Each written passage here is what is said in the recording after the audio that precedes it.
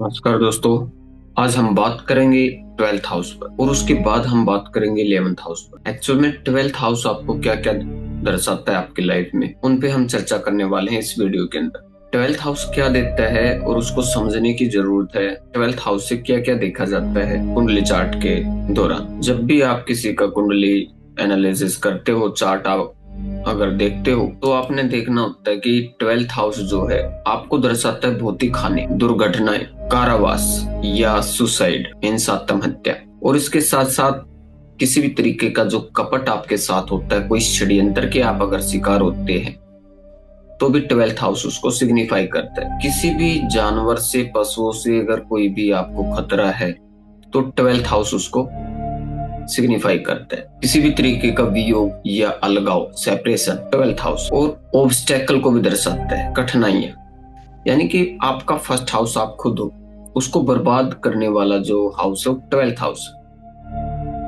लेकिन ध्यान से समझें ये कितना अच्छा और कितना बुरा, मैं सब बातें करने वाला हूं इस वीडियो के दौरान। कोई भी आपने कोई प्लान क्रिएट किया है, कोई भी अगर आप प्लानिंग करते हो, वो ठीक बिल्कुल उसके ऑपोजिट आपके साथ कुछ हो जाता है। जैसे आपने कोई प्लान क्रिएट किया, कोई मार्केटिंग स्ट्रेटेजी ही अगर आपने बनाई और बिल्कुल आपने जैसा आपने सोचा उसके बिल्कुल विपरीत हो जाना, दैट्स 12th हाउस। और आर्थिक संकट भी हम इसको लेते हैं क्योंकि ये एक्सपेंडिचर का हाउस है।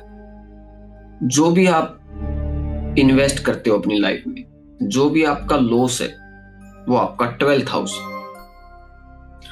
बेवजह के जो खर्चे अगर आपकी लाइफ में ज्यादातर जो चलते हैं, बेवजह के जो खर्चे होते हैं, एक तो सिंपल जो आप कुछ भी खर्च करते हैं, जो आपकी जरूरतें हैं उसके लिए हर कोई खर्च करता है।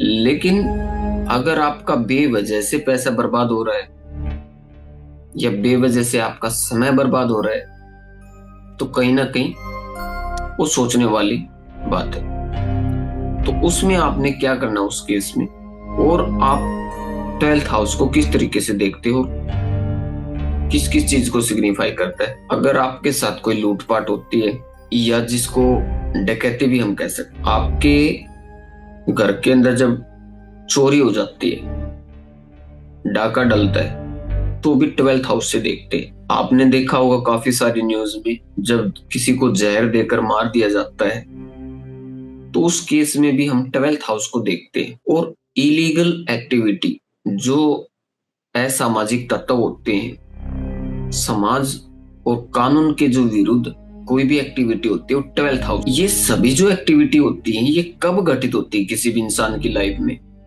जब 12th हाउस का जो सबलोड है 6 और 8th हाउस के साथ जब कनेक्ट हो जाता है तो जब सबसे ज्यादा ये समस्याएं घटती है। 6th हाउस आपके शत्रु भी है, 8th हाउस डेथ को भी शो करता है, 12th भी मार्क है और 8th हाउस भी पेन है, पीड़ा है। 12th हाउस का सबलोड मार्स, सैटर्न, सन या राहु, इनमें से कोई 6-8 भाव से कनेक्ट है तो जो अगर 12th हाउस का सबलोड मार्स, सैटर्न, राहु या सन, इनमें से कोई हुआ और वो आपका 6-8 भाव से जुड़ जाता है किसी भी सेंस, तो इन ग्रहों के कनेक्शन या इनके उपग्रह 6-8 भावों को जब दर्शाते हैं तब ऐसी नेगेटिव जो इंसिडेंट होने की जो प्रोबेबिलिटी हो बढ़ जाती है। 12th हाउस और इसके सबलोड का अदर जो नेगेटिव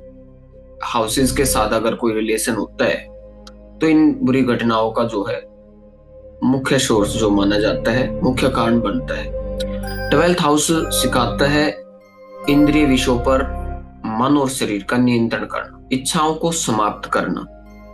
ये जब पॉजिटिव सेंस में अगर हम इसकी बात करें तो समझने की बात यह कि 12th हाउस चाहता क्या है और ये है क्या। ध्यान से सुनना मेरी बात को, यहीं पे आपका सॉल्यूशन भी है और यहीं पे आपकी प्रॉब्लम भी है। अगर प्रॉब्लम भी इसी हाउस से है तो सॉल्यूशन भी यही हाउस आपको देगा। ठीक है। 12th हाउस सिखाता है इंद्रियां, जो आपकी 5 इंद्रियां हैं और उनके विषयों पर और आपके मन और शरीर पर कंट्रोल। उसको कंट्रोल करना, इच्छाओं को समाप्त करना और पैसे को काफी सोच समझकर अच्छी जगह पे इन्वेस्ट करना। 12th हाउस का ईश्वर की जो भक्ति है, ईश्वर की भक्ति को भक्ति मार्ग पर जो ले जाने वाला हाउस है वो 12th हाउस है दोस्तों। आत्म साक्षात्कार आपको कोई करा ही नहीं सकता 12th हाउस के बगैर। जब तक आपका 12th हाउस, जब तक आप इसको समझोगे नहीं तो आपको डराया जाएगा, आप डरते रहो। 11th हाउस हमारी इच्छाएं हैं और जब तक इंसान उन इच्छाओं का त्याग करके 12th हाउस की, क्योंकि 11th हाउस 12th हाउस का नेगेशन और इसीलिए बताया गया है जहां पे सब कुछ त्याग की जो भावना हो जाती है, इंसान मन और इंद्रियों पे अपना नियंत्रण करके प्रभु भक्ति में लीन हो जाता है तो उसको आत्म साक्षात्कार होते हैं। आत्म साक्षात्कार होने के बाद उनको फिर वो बड़े वाली खोज उनको मिलती है जो शायद कि आम जो पब्लिक है या कोई नॉर्मल जो इंसान है हमारे जैसा, उनको सब चीजें नहीं प्राप्त हो जो उनको प्राप्त हो जाती है। आपने देखा होगा कि जितने भी नए शोध होते हैं, नई कोई भी खोज होती है, तो इनके पीछे क्या है, कारण क्या है, लॉजिक क्या है? सिर्फ इनके पीछे उस 12th हाउस का ही रहस्य है दोस्तों। ये जासूसी का 12th हाउस जासूस लोगों को भी सिग्निफाई करता है। ऐसे लोग ज्यादातर अकेला रहना पसंद करते हैं और सबसे बड़ी मजे की बात ये है कि यही वो हाउस है, क्योंकि कहते हैं ना कि डर के आगे जीत है, यही वो 12th हाउस है जिसको एक्चुअल में राजयोग का एक हाउस कह सकते हैं। राजयोग का मार्ग जो होता है उसको प्रशस्त करता है। आप विदेश जाना हो, विदेश में आपको पॉपुलर होना हो तो ये 12th हाउस आपको बताएगा, 12th हाउस आपको ब्लेसिंग देगा। किसी भी प्रकार का अगर आप निवेश करते हो या जो भी आप टाइम स्पेंड करते हो, जो भी आपकी एनर्जी खर्च होती है या कुछ भी आपका खर्च होता है वो 12th हाउस है। एक सांस अंदर एक बाहर, इंगला और पिंगला, कुछ ले रहे हो तो कुछ दे भी रहे हो। जो भी खर्च करते हैं, जो भी हमारी एनर्जी है वो जो खर्च होती है वो भी 12th हाउस।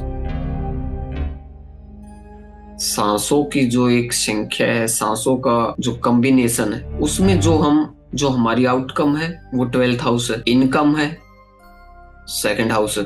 तो फिर बात आ जाती है कि भाई ये सॉल्यूशन भी जबरदस्त है, क्योंकि भाई अगर जब हम बात करते हैं भाग्य स्थान की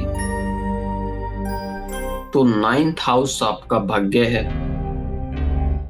उसका सबलोड वो कौन सा प्लेनेट है या 9th हाउस के अंदर कौन सा नक्षत्र है और उसके कौन से देवता हैं, तो अगर आप इतना जान पाते हो और फिर उस हाउस को आप बड़ा इजीली तरीके से एक्टिवेट कर पाओ। जब भी टाइम ऑफ इवेंट्स चलता है तो वास्तु कैसे वर्क करता है, जब कोई टाइम पीरियड चलता है आपका, फॉर एग्जांपल जब 2 6 11 का कॉम्बिनेशन चलता है तो उस टाइम पीरियड में आप क्या कर सकते हो, उस टाइम पीरियड में आप उसको और ज्यादा बूस्ट कर सकते हो। और ज्यादा बूस्ट करने के लिए 2 6 11 के जो नक्षत्र है, उसके जो देवता हैं, आप उसको वहां से और ज्यादा डीप इंस्टॉलेशन से बूस्ट कर सकते हैं। इसके बाद जब बात आती है कि 11th हाउस क्या है, इच्छाएं कहाँ से पूरी होंगी, इच्छाएं क्या है, तो वो भी पता चलता है कि इच्छाओं का जो स्वामी है वो किस हाउस से कनेक्ट है और किस किस हाउस को सिग्निफाई कर रहा है। इच्छा एक तो रहती नहीं, इंसान की बहुत सारी इच्छाएं होती हैं, अथाह भंडार होता है इच्छाओं का। तो ये जो फंडामेंटल्स होते हैं, ये सभी चीजें हमारा जो अभी कोर्स केपी एस्ट्रोलॉजी एंड नक्षत्र वास्तु जो चला हुआ है, जिसकी 1 या 2 क्लास अभी हमने की है, तो आप भी अगर ज्वाइन होना चाहते हैं, आप भी सीखना चाहते हैं, गहरे रहस्यों के बारे में जानना चाहते हैं, क्योंकि हमारे पास जो थ्योरी है और इसका एक सॉल्यूशन है वो बड़ा टेक्निकली तरीके से है। क्योंकि जो चीज आपको तकलीफ देती है, सॉल्यूशन भी वही चीज आपको प्रदान करेगी। थोड़ा सा समझने का हमारा नजरिया है, उसको बदलना पड़ेगा। डेस्टिनी को चेंज करना कोई हंसी मजाक नहीं है। अगर इतना इजी कुछ रहता तो फिर तो परमात्मा को कोई पूछता ही नहीं। लेकिन इतना जरूर है कि जब आप हमारे कोर्स में एनरोल करोगे तो फर्स्ट डे से आपको इन रहस्यों से अवेयर जरूर करवा दिया जाएगा। इन रहस्यों से आपका जो है, आप देखेंगे इन रहस्यों से आपका फर्स्ट डे से ही पर्दा उठना स्टार्ट हो जाएगा।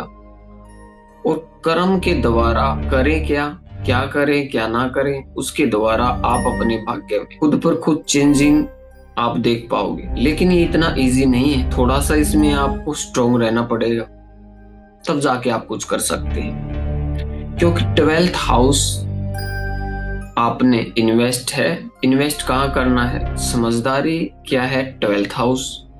अगर वो डिसमिस होता है तो आप बेफिजूल में अपना टाइम इन्वेस्ट करते हो इधर उधर। एक दफा हमें लगता है कि 2-4 वीडियो वहां से उठा के देख लेंगे, 2-4 वीडियो उसकी देख लेंगे तो हम हो गए एस्ट्रोलॉजर, हमें पता चल गया। लेकिन बहुत सारे ऐसे रहस्य हैं छिपे इसमें, जिन खोजा 3 पहिया अथाह समंदर है। तो हमारे चैनल की जो मेंबरशिप आप उसको भी आप ले सकते हैं, उसको आप ज्वाइन कर सकते हैं।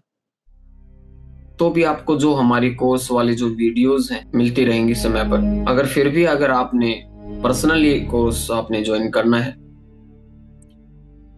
तो आप डिस्क्रिप्शन बॉक्स में जो नंबर दिया गया है वहां पे कांटेक्ट कर सकते हैं और एनरोल करा सकते हैं। क्योंकि एस्ट्रोलॉजी का कोई ऐसा टॉपिक नहीं है कि इधर से आपने आलू डाला उधर से सोना बन के निकल गया। ठीक है, टाइम देना पड़ेगा और समय की कीमत है, समय बड़ा बेशकीमती है। इसको काफी सोच समझकर और अच्छी जगह पे इन्वेस्ट कीजिए, इतना ही कहना चाहूंगा। धन्यवाद। मिलते हैं नेक्स्ट वीडियो में किसी नेक्स्ट टॉपिक के साथ।